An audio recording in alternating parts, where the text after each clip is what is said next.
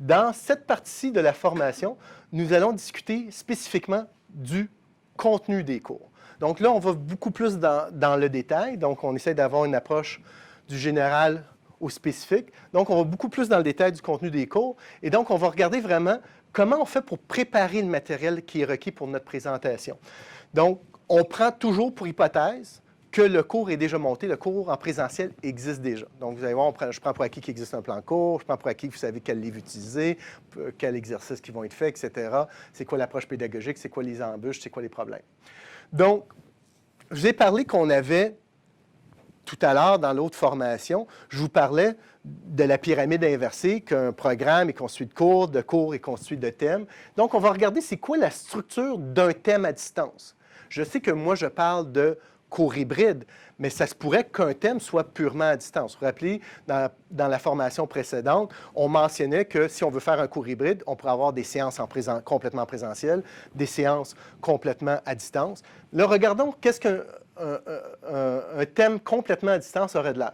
Première chose qu'on aurait, c'est un plan du thème. Un plan du thème qui est un fichier PDF, qui est un mini plan de cours. Si on va le regarder en détail, c'est notre point de départ. Après ça, on aurait une introduction, puis ça ressemble vraiment lorsqu'on parlait des approches pédagogiques au niveau de la stratégie de médiatisation, d'hybridation. Bon, on a une introduction, une théorie, difficultés, problèmes, synthèse et des lectures.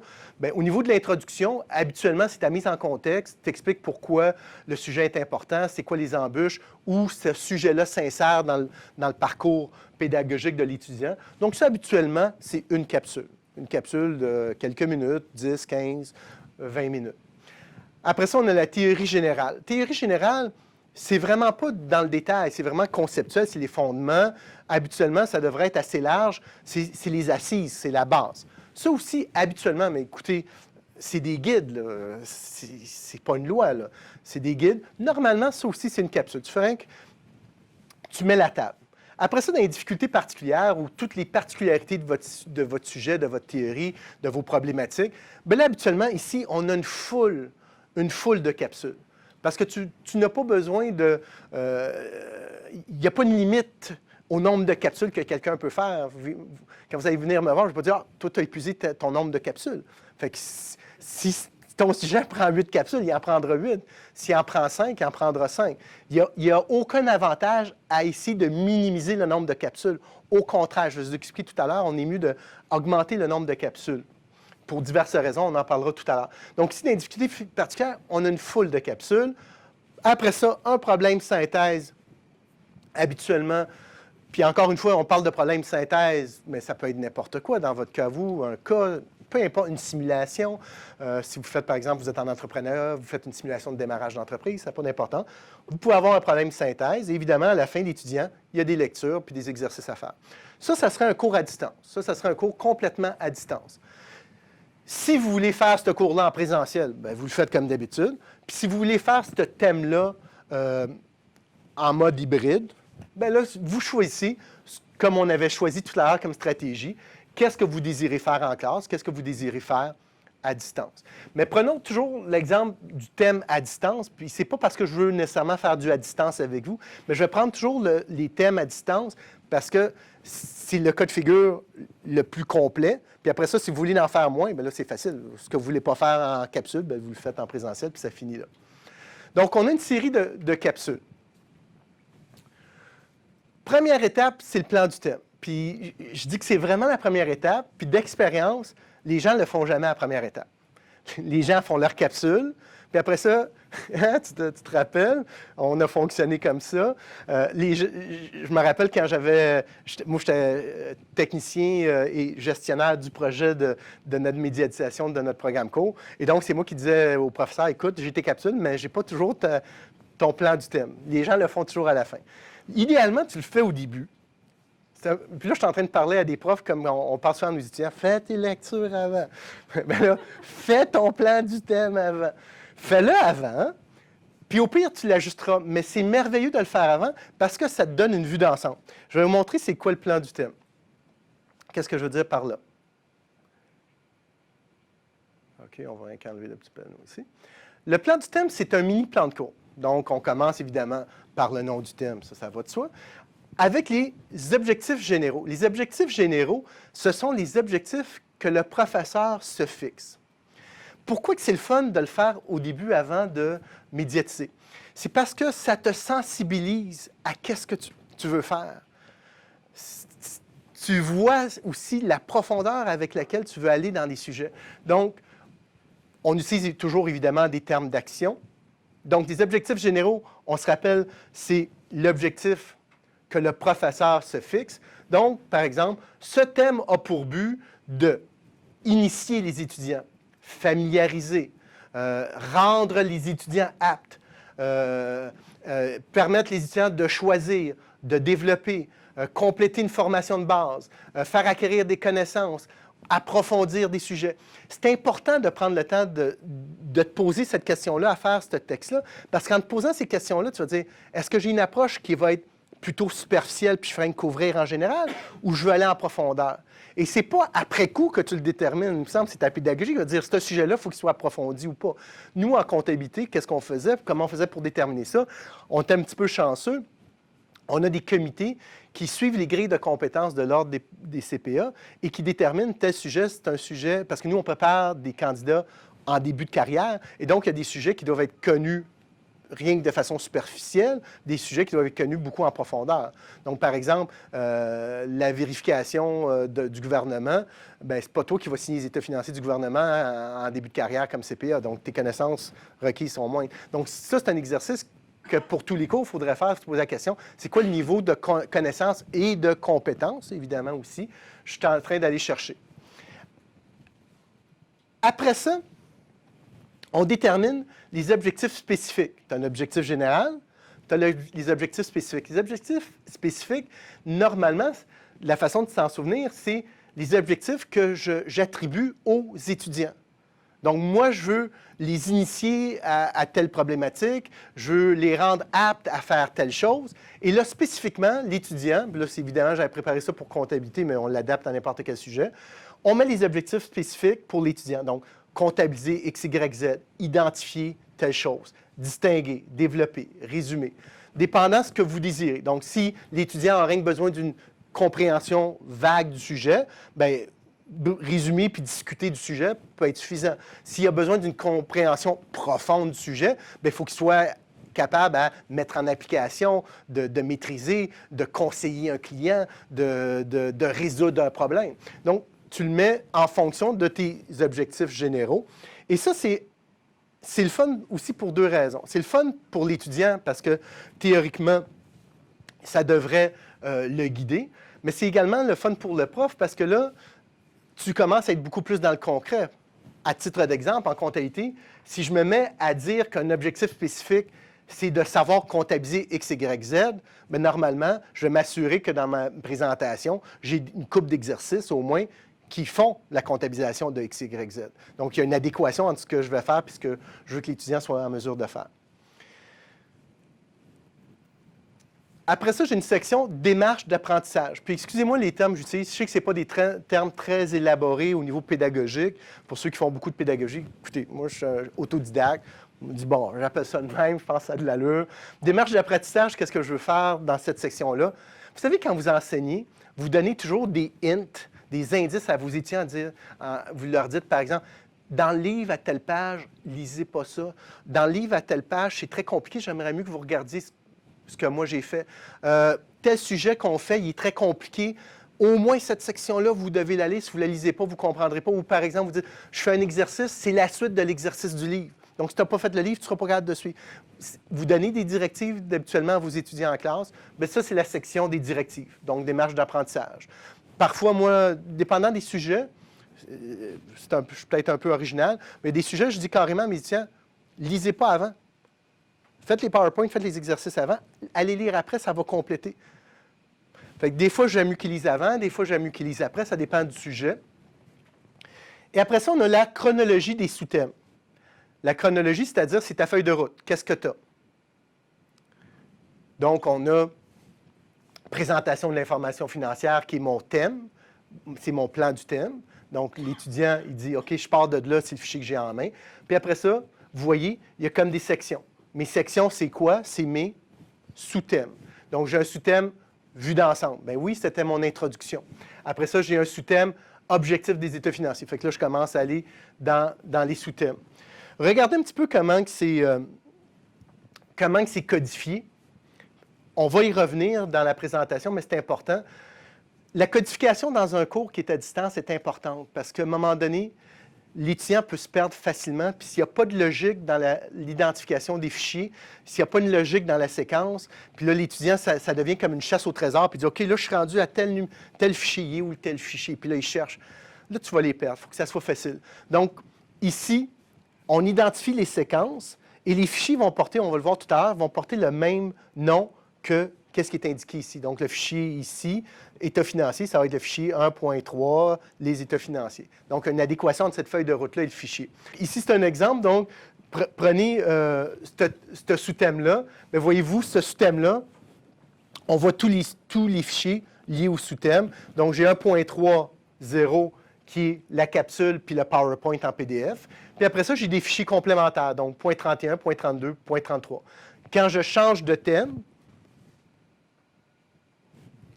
je change de numérotation. Je vais vous l'expliquer tout à l'heure. Après ça, on a évidemment notre petite légende. À la rigueur, qu'est-ce qu'on pourrait faire, Joanne? On pourrait ajouter un petit bonhomme également, parce qu'on pourrait avoir des sujets là-dedans qui seraient faits en présentiel. Fait qu'on mettrait un petit bonhomme quand c'est en présentiel. Mais ça, on l'avait bâti pour que ça soit à distance. Matériel didactique utilisé, c'est la référence que vous faites aux livres que vous utilisez, les lectures qui doivent être faites. Ça, c'est des exemples. Puis des exercices suggérés s'il y en a.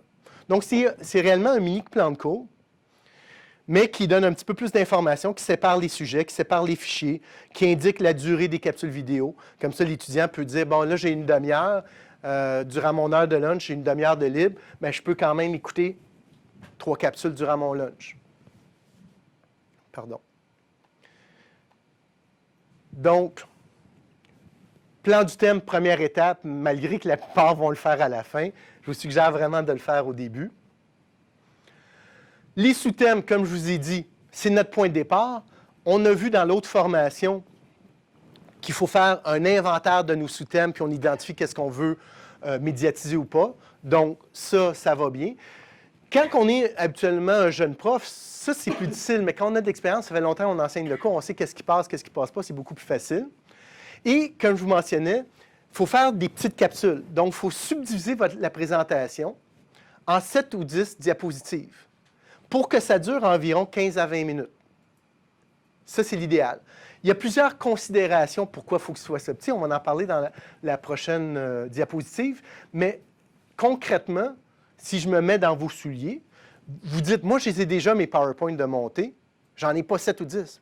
Mais tu n'as rien qu'à aller segmenter. Tu segmentes ton 40 PowerPoint que tu as pour un sujet en groupe de 10, logique. C'est un guide, encore une fois, 10. Il y en a certains qui vont avoir 8, d'autres qui vont en avoir 12. Mais c'est sûr que si tu en as 40 PowerPoint, tu ne passeras pas 40 PowerPoint en 20 minutes. Puis si tu passes 40 PowerPoint en 20 minutes, il y a un problème. OK? Tu vas étourdir les gens par PowerPoint. OK? Maximum 10 diapositives, c'est un bon guide. Encore une fois, c'est un rule of thumb. C'est pas 10. S'il vous plaît, levez pas la main. Quelle étude scientifique a démontré 10? Comprenez-vous? Donc, 10, c'est un bon guide.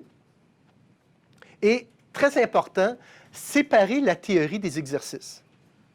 Même si vous dites, oui, mais la théorie, je n'ai rien que 5 minutes, puis les exercices, c'est rien que 15 minutes, je pourrais les mettre ensemble. Mais les pas ensemble pour des raisons tout simplement de logistique.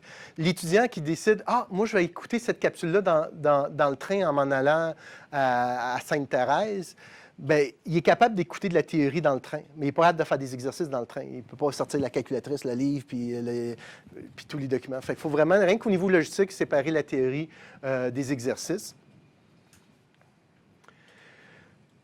Donc, je vous disais des petites capsules. Comment tu fais pour dire, ma capsule est-elle suffisamment petite, trop grosse? Vas-y selon ton gros bon sens, tu as de l'expérience en enseignement. Est-ce que l'étudiant peut écouter cette capsule-là puis dire, en retirer quelque chose au niveau pédagogique, dire oui, la capsule, elle est stand-alone, c'est-à-dire, elle demeure pertinente lorsque prise isolément.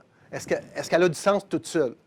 Si la réponse est oui, c'est correct. Elle n'est pas trop courte. Il n'y a aucun problème. Pourquoi on veut des capsules très courtes? Parce que ça simplifie la mise à jour par le professeur.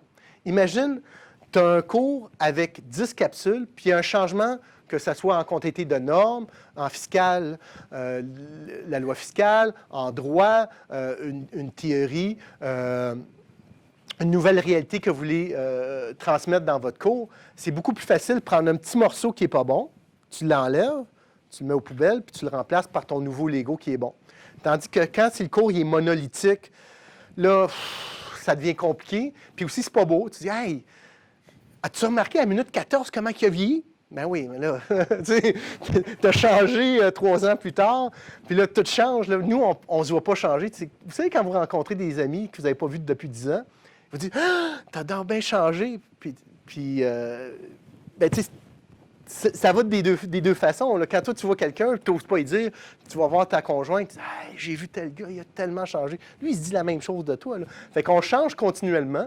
Et donc, c'est le fun d'avoir des capsules séparées parce que l'étudiant va dire, hey, il a changé de telle capsule à telle capsule. Oui, mais quand tu l'écoutes en capsule, puis là, tout d'un coup, tu es rendu que tu n'as plus de cheveux. Tu dis, ouh, ça marque, disons.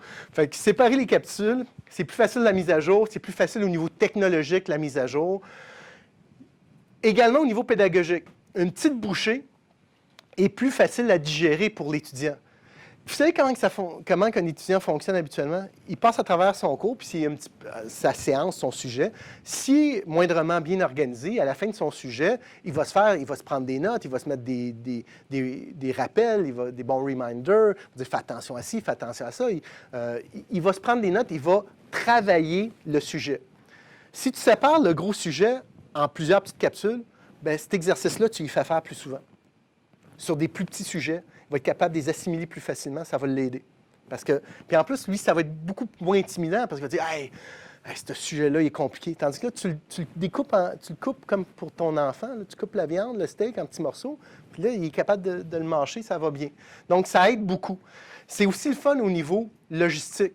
Comme je vous disais, il est dans le train, où lui, il a 1 heure pour dîner, puis il mange une sandwich en écoutant le cours, mais il sait que ça a un début, une fin, c'est 20 minutes, c'est 25 minutes, c'est pas 1 heure et 3 quarts. 1 heure et 3 quarts, là, je peux rien que faire ça le soir tard quand mes enfants sont couchés, par exemple. Fait que ça accroît la flexibilité de l'écoute pour l'étudiant, c'est un autre outil. Et nous, qu'est-ce qu'on veut faire? On veut rendre le matériel accessible à nos étudiants. On veut qu'ils l'étudient, on veut qu'ils y travaillent. Donc, s'il y a des moyens pour le rendre plus accessible, il faut le prendre, ces moyens-là. Ça ne nous coûte rien en plus. Évidemment, vu que je fais beaucoup de capsules, j'en fais aux 20 minutes, bien, ça veut dire que j'ai des arrêts et des débuts à toutes les 20 minutes. Donc, il faut que je trouve une façon d'augmenter la fluidité entre les capsules. Un petit peu comme j'essaye de faire présentement avec vous, quand je donne ma formation, au bout de 8, 9 à 7 étapes, j'arrive avec une conclusion, puis après ça, j'ai une autre introduction. Donc, c'est la même chose. À la fin de chacune des capsules, c'est très important d'arriver avec une conclusion. Ici, je prends un exemple très simple. Par exemple, je suis dans le calcul de l'amortissement, bien, je vais finir toutes mes capsules. Je vais dire, au terme de cette capsule, vous devriez être en mesure de calculer l'amortissement selon telle méthode. Au moins, l'étudiant, il sait c'est quoi l'objectif qu'il a à atteindre, c'est quoi l'objectif couvert. Donc, je reviens au thème. Donc, encore une fois, c'est le fun de faire le plan du thème avant. Comme ça, au moins, quand je bâtis mon acétate, ma diapositive, c'est fait. Fait que je finis avec une conclusion. Puis là, je ne vous apprendrai rien en disant la prochaine capsule, je la commence avec une introduction. Donc, par exemple, je dirais, dans la capsule précédente, vous avez vu les différents types de calcul de l'amortissement. Vous devriez être en mesure de calculer l'amortissement selon telle méthode. Dans cette capsule-ci, nous allons voir comment choisir la méthode d'amortissement appropriée. Donc, il y a un lien. Et évidemment, on identifie les connaissances préalables à la capsule. Qu'est-ce que tu devrais savoir avant d'écouter la capsule? Et les objectifs spécifiques de la capsule. Dans le cas d'exercice, on va également identifier le matériel requis. Pour faire cette capsule, vous aurez besoin d'une calculatrice financière ou accès à Excel. Fait que l'étudiant qui travaille sur son ordi, pas de problème, il met Excel, Alt Tab, puis il s'en va sur Excel, puis vidéo. L'étudiant qui écoute la vidéo dans le train sur son téléphone ou sur son iPad, dit OK, ça je le ferai chez moi d'abord. Fait que ça le guide un peu. C'est du gros bon sens, puis le pire, si vous sortez de la formation aujourd'hui en disant « ben c'était le fun, il est sympathique, je l'aime bien, il est correct, mais il me semble que c'était logique, c'était rien de compliqué, mais j'ai atteint mon objectif. » Parce que l'approche pédagogique que nous voulons instaurer, c'est rien de compliqué. On ne veut pas faire des choses compliquées. On veut faire des choses bien, utiles, nécessaires. Compliqué, ce n'est pas une belle qualité. Donc, conclusion, checklist. La fin de cette présentation aussi. Bien, au niveau du contenu du cours, première étape, rédigez le plan. Faites pas comme des étudiants. N'oubliez pas de limiter votre présentation à entre 7 et 10 acétates, 10 diapositives étant le maximum, pour essayer de respecter le 20 minutes. Moi, je suis le cordonnier macho aussi. J'ai plein de présentations de 40 minutes. Qu'est-ce que tu veux? J'ai 5 en 2, puis je triche, mais on essaye. OK? On insère une acétate d'intro et de conclusion. Donc, vos PowerPoint pour vos cours sont déjà faits. Vous les séparez en sections, puis vous mettez une intro puis une conclusion à chacune de vos petites sections. Pas très compliqué à faire. Et n'oubliez pas de séparer les aspects théoriques des exercices. Mélangez pas des capsules vidéo, exercices et théorie.